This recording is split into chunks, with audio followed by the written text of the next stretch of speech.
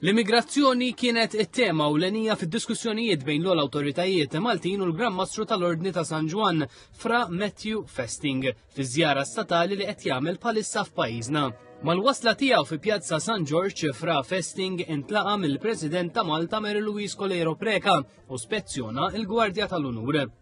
Wara iż-żewġ mexxejja marru fil-Palazz Presidenzjali fejn kien hemm bdil ta' rigali u unuri lil xulxin.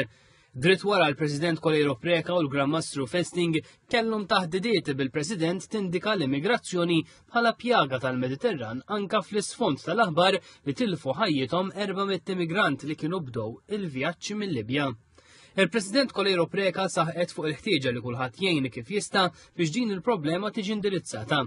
Il-President ħabbret li bħal għamlet fil-passat meta l-Ordni ta' San Juan tat lil Malta l-Mobile Blood Unit, l-Ordni se tagħti klinika mobbli li se tkun stazzjonata f'Xatt it-Tiben biex jiġu eżaminati medikament l-immigranti li jaslu Malta.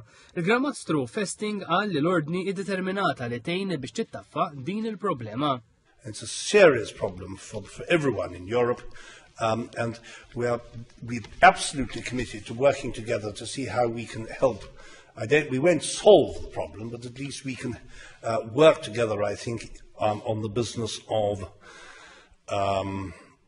trying to make possible the administration of these poor people who set off in these boats. And to find, after all, 2 nights ago, 400 people drowned is a scandal.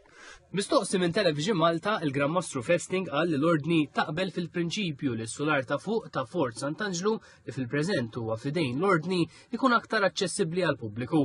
Żvela li f'dawn il-jiem ser isiru taħdidiet dwar dan. In principle, the answer is yes, certainly, and it's certainly something that we're looking at, and certainly something which Fra John Critchin, wherever he is here, and indeed János Esterházy, who I've now lost, is here, who is our Minister of Finance, something I know that they're going to be discussing while the delegation is here, and they will be looking, I think, at how that might be achieved. So the answer is, in principle, yes.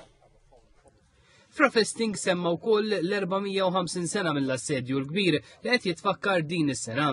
Qal li dan huwa avveniment li għandu jaqadna inkluż lit-Turkija. Semma wkoll il-ħtieġa li Malta ssir ċentru ta' paċi minħabba l-pożizzjoni strateġika tagħha f'nofs il-Mediterran. It-tema tal-assedju l-kbir kienet ukoll diskussa bejn il-Gran Mastru Festing u l-kap tal-Oppożizzjoni Simon Busuttil fl-laqgħa li kellhom fil-Palazz ta' San Anton.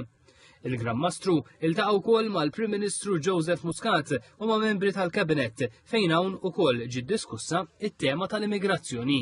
Il-Gran Mastru kellu wkoll laqgħa mal-Speaker tal-Kamra tad-Deputati Angelo Farrugia.